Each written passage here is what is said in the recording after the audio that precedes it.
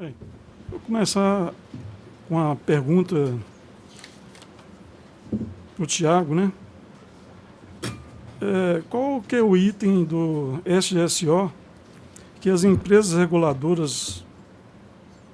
reguladas pela ANP, né, têm maior dificuldade de controle, né, e que exige maior atenção por parte da ANP?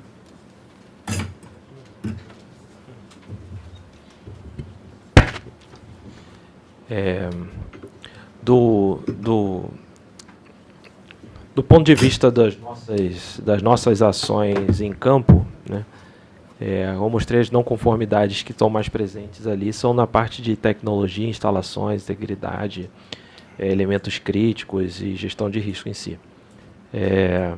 Recentemente, este ano, na verdade em 2018, a gente teve uma série indo em diversas instalações diferentes, a gente detectando um mau gerenciamento de elementos críticos, quais sejam bem específicos, sistemas de drenagem, shutdown valves, esses elementos de processo, de barreiras de segurança. Então, assim, o entendimento do que é um elemento crítico e da necessidade dele estar disponível na planta, controlado, se degradado com ações mitigadoras complementares, esse acho que ainda na indústria do upstream, pelo menos, falo assim, uma grande dificuldade de entendimento e garantia de implementação. E aí em 2019, a gente fez um trabalho que isso não era um problema de um operador ou de outro, né? Como o João disse, não era uma causa específica, é uma causa comum. E a gente fez, então, ações regulatórias incisivas a respeito desse tópico. Inclusive, os resultados da estação estarão sendo publicados na semana que vem no congresso da Abrisco, da Associação Brasileira de Risco, que terá seu congresso no Rio de Janeiro, de 2 a 4 de dezembro, semana que vem. Ok, obrigado. Existe uma pergunta aqui que coincide com uma das minhas perguntas, né? Ela é feita aqui pelo Felipe, da Valorec. E ele pergunta para o Cipriano, quais são os principais indicadores de confiabilidade? São acompanhados em todos os níveis da organização? E eu tenho uma pergunta também para o Cipriano, que é muito parecida, né? Quanto aos indicadores de gestão que vocês da Petrobras utilizam nas análises críticas, como você sugere que as indústrias do setor trabalhem para buscar sua máxima efetividade para o atendimento aos requisitos de segurança de processo? Essa pergunta ela casa com aquele slide que eu até passei mais rápido, né, naquela visão dos indicadores, e tem alguns exemplos lá, né? São exemplos muito conhecidos aí, praticados pela indústria. Então, como a gente está falando aqui de um acompanhamento operacional, né, a gente não tem assim um foco tão grande em indicadores de confiabilidade voltados para projeto e montagem. Teoricamente, a gente tem um processo lá, né, no projeto e montagem que deve garantir toda a qualidade e entregar, não tem que ficar no dia a dia controlando indicadores de projeto e montagem. Então, eles começam basicamente na operação. Então, tem para nós, é claro, aí eu já tem um API específico para isso, falando sobre janelas de integridade, né, janelas operacionais de integridade, que são faixas de operação que, uma vez que opere fora delas, por mais que não provoquem, por exemplo, uma demanda de intertravamento ou de uma PSV, elas vão provocar uma intensificação do processo de deterioração. Então, esse é um indicador extremamente relevante, que é justamente o quanto estamos operando dentro dessas faixas. E os desvios, como que eles são tratados, né? Então, esse seria o fundamental aí da área operacional. Está completamente detalhado lá no API, né? Então, vale a pena aí consultar. As áreas de inspeção e manutenção também tem indicadores muito claros, né? Porque cada equipamento tem que ter sua estratégia, né?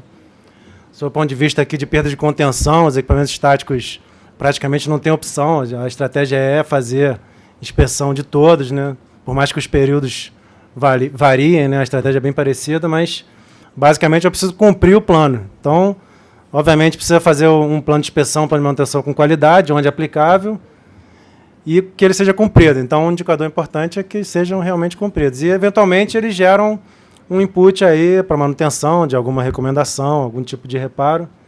Então, também um indicador muito relevante de confiabilidade é se esses reparos e essas recomendações estão sendo implementadas conforme o risco que elas oferecem, né? Então, esses eu listaria aí como os principais que já cobrem operação, inspeção e manutenção, né? Que são áreas integradas aí. Acho que são boas referências e, no nosso caso, a gente faz tanto o acompanhamento quanto as análises críticas em todos os níveis, até a alta administração da empresa. A gente olha esses indicadores aí. Obrigado, Daniel. Bem, aqui temos uma pergunta do Wagner Felício, da Petrobras, Regap, para o Tiago Pires. Como a ANP avalia o movimento de novos entrantes na indústria de óleo e gás no Brasil, do ponto de vista de segurança de processo? Como estão os resultados atuais de segurança de processo no Brasil, na indústria de óleo e gás, comparativamente ao mundo? Pois bem, na primeira parte da pergunta sobre os novos entrantes, esse é um desafio da ANP atual, né? Eu disse isso na palestra, que nós temos, tanto no ambiente marítimo quanto no ambiente terrestre, em campos de produção, novos operadores chegando. No campo marítimo, a gente tem uma expectativa maior, né? Geralmente são empresas que têm uma experiência operacional no mundo. Então, é mais fácil lidar com esse operador, porque ele entende já a linguagem, ele tem um sistema de gestão, então é mais tranquilo de lidar. Mas no ambiente terrestre é um desafio também, porque os operadores, muitas vezes, eles não entendem nem têm um sistema de gestão, os que estão chegando. Então, tem que começar muito antecipadamente com esses operadores novos, até antes deles iniciarem as operações. É um trabalho que a gente tem feito dentro do processo de transferência de operações. Esta semana, por exemplo, no início da semana, a gente estava lá no Nordeste, numa feira de óleo e gás, em Mossoró, e falando justamente sobre esse tema com esses operadores terrestres, assim, para aproximá-los da ANP, com um viés não só da questão de compliance, mas da segurança das operações. O objetivo nosso em segurança é sempre que o operador tenha esse controle do risco, né? Que ele se aproprie disso e não precise da ANP para que o faça. Tinha uma segunda parte da pergunta, não tinha? Como estão os resultados Perfeito. atuais de segurança e processo no Brasil, na indústria de óleo e gás, comparado ao mundo? Perfeito. Comparáveis, eu diria. No site da ANP, eu passei muito rápido, né, nos indicadores, mas aqueles indicadores são do Brasil em comparação com países de referência que estão lá como membros do IRF também. Então, ali ele está sobreposto àqueles índices. O da ANP, o da indústria brasileira é um pouquinho pior, principalmente nos anos de 2015 e 2017, que tivemos grandes acidentes aqui, né? O FPSO, a cidade de São Mateus, em 2015, morreram 9 pessoas, uma explosão e 26 feridos gravemente. E em 2017, uma explosão de uma caldeira na sonda também, com 3 fatalidades. Então foram situações que marcaram esse índice lá de taxa de fatalidade no Brasil. Ok, obrigado, Tiago. Eu gostaria de fazer uma pergunta para o Cipriano. Quais são as principais práticas customizadas pela área de refino para atender a prática número 2 da resolução ANP relativa ao envolvimento dos empregados com os assuntos do SGSO? A gente comentou um pouco sobre isso na apresentação. Na verdade, essa prática está naquele conjunto de práticas que vão contribuir para aquele pilar de comprometimento de toda a força de trabalho, né? Começando pela liderança. Então, a gente tem como relevante a implementação das próprias diretrizes de SMS e o desdobramento via liderança. E eu considero de extrema relevância a questão do registro dos eventos de segurança de processo, que é uma participação fundamental da Força de Trabalho, né? Então, a gente tem uma orientação muito clara para que as pessoas registrem, para que a gente possa entender o que está acontecendo e poder fazer isso de forma visível em toda a empresa, né? E aprender com a evolução desse registro, né? A depender do que a gente analisar, desse conteúdo, ele é avaliado tanto em cada unidade como até na organização como um todo para efeito de abrangência. Então, eu diria que é uma etapa importante. Além de toda a questão que eu diria que se resume assim num sistema de qualidade, né, que passa pelas pessoas, que é o próprio conhecimento dos procedimentos. Então, tem toda uma prática aí de sistematizar essa validação, né, de qualquer eventual revisão do procedimento, que as pessoas já tomem conhecimento e oficialmente seja declarado. Então, tudo isso compõe aí práticas importantes relativas à prática 2 do SGSO. Eu fiz essa pergunta exatamente por pegar um gancho, né, da gente ver a similaridade das práticas em uma refinaria e na aviação, porque essa prática também na aviação, né, o João frisou bastante esse aspecto aí do registro de anomalias, né, de incidentes, de anomalias na área da aviação e análise desses dados, né? Então, fiz essa pergunta exatamente para a gente perceber a similaridade que existe de práticas em duas áreas que, teoricamente, não tem nada a ver uma com a outra, mas a gente vê pelas as práticas do SGSO, tanto da ANAC como da ANP, que elas têm uma similaridade muito grande, né, nos pilares de gestão. Bem, gostaria de fazer outra pergunta do Érico Carneiro, da APERAM. Como garantir a penetração da gestão de segurança operacional através de todos os níveis da organização, evitando e mitigando perdas operacionais? Para o Cipriano. Diria que essa pergunta é diária, né? Não tem uma fórmula assim garantida, né, que chegue em todo mundo. Primeiro porque a gente viu aqui, né, e novamente eu boto aqui a relevância da apresentação aqui do João, né, levando aqueles acidentes ali para zero, né? Então ali tem uma cultura estabelecida que visivelmente é diferente da indústria de óleo e gás no mundo, né? Então, eu acho que o aprendizado ali é muito claro e implementar qualquer melhoria ou aprendizado na aviação vai ter uma determinada fórmula e implementar aqui na nossa área vai ter uma outra fórmula. E ainda assim, dentro da nossa indústria, principalmente no Brasil, tem características regionais, tem uma infinidade de fatores humanos, né, que influenciam na receptividade das pessoas. Mas, de uma forma geral, até no conteúdo que a gente colocou aqui na apresentação, né, apesar de bem resumido, a gente procura contextualizar com o que é muito conhecido e com o que é referenciado para dar sentido, né, e dar um entendimento claro para todo mundo do que está fazendo, né? Então, você não está simplesmente liberando a PT porque é a tua obrigação e ainda está no seu turno, né? Você está liberando porque teve lá um acidente em Piper Alpha, e isso orientou toda uma mudança nos padrões nossos, é fato.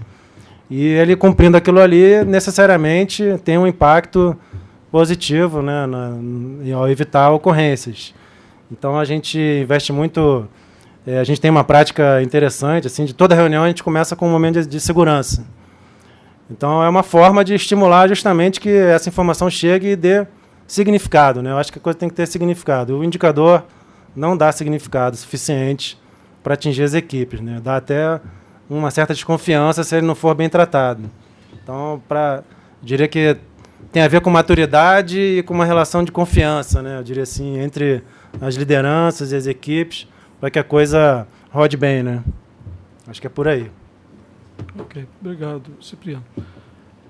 Nós temos mais uma pergunta aqui do Maurício Maranhão, nosso palestrante da Azul, para o Tiago. A falta de um organismo internacional para ditar regulamentos dificulta o trabalho da ANP ou, ao contrário, a ANP fica com mais autonomia? Autonomia, sem dúvida, muito embora todos os regulamentos, né, de qualquer agência reguladora fiquem sujeitos à consulta pública, audiência pública, mas autonomia sim. E se dificulta, não, eu não entendo dessa forma, mas ela exige do órgão regulador, aí no caso a ANP, uma forma de se colocar que depende muito do nosso estudo, né? A gente tem que se capacitar e não simplesmente aguardar algo que vem de pessoas que estão lá discutindo isso insistentemente, constantemente, num organismo internacional dedicado a isso. Então, assim, isso exige muito dos servidores que eles se capacitem tecnicamente para entender o que há no mundo, participar de seminários como esse, para estabelecer regulamentos que sejam que representem de fato melhores práticas e façam a indústria ser impulsionada por uma indústria, por um lugar mais sustentável, né? Então, assim, não entendo que dificulta não, mas exige mais do nosso esforço de estudo. Ok, obrigado, Tiago. Já indo aí finalmente para o encerramento desse painel, gostaria de fazer uma pergunta para o Tiago. Qual que é a importância da gestão dos fatores humanos para a ANP e como a relevância dessa, né, está expressa no SGSO? De alguma forma você já fez uma apresentação, mas gostaria de ter ressaltado a importância aí da gestão dos fatores humanos para a ANP. Tá?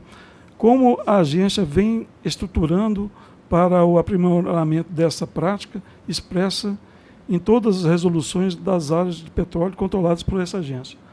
Também você, de alguma forma, já fez uma apresentação sobre isso, né, mostrando exatamente que, até de uma certa forma, o item da resolução relativa à gestão do ambiente de trabalho e fatores humanos, ele ainda está incipiente, ainda existem diferenças entre áreas de atuação da ANP.